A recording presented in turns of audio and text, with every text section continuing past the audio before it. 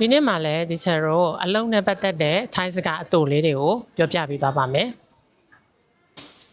ပထမဆုံးတစ်လုံးအနေနဲ့ကတော့ဒါအရင်လုပ်လို့ပြောချင်ทำอันนี้ก่อน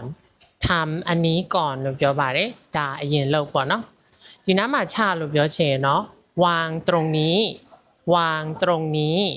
วางကတော့ချတာပေါ့နော်ตรงนี้อ่ะဒီမှာဆိုတော့ဒီနားလေးမှာချဆိုရင်วางตรงนี้လို့သုံးပါတယ်ခဏလေးစောင့်ဆိုလို့ရှိရင်รอแป๊บหนึ่งรอแป๊บหนึ่งလို့သုံးပါတယ်รอแป๊บหนึ่งဆိုရင်ခဏလေးစောင့်လို့ပြောတာပါทำแบบนี้ဒီလိုလုပ်ဆိုလို့ရှိရင်ทำแบบนี้လို့ပြောပါတယ်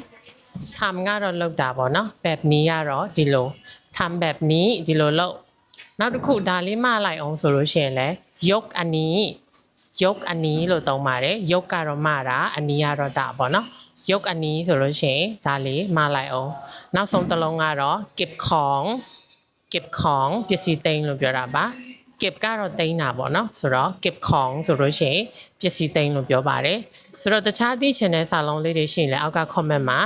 ရေးပြီးတော့မြည်လို့ရပါတယ်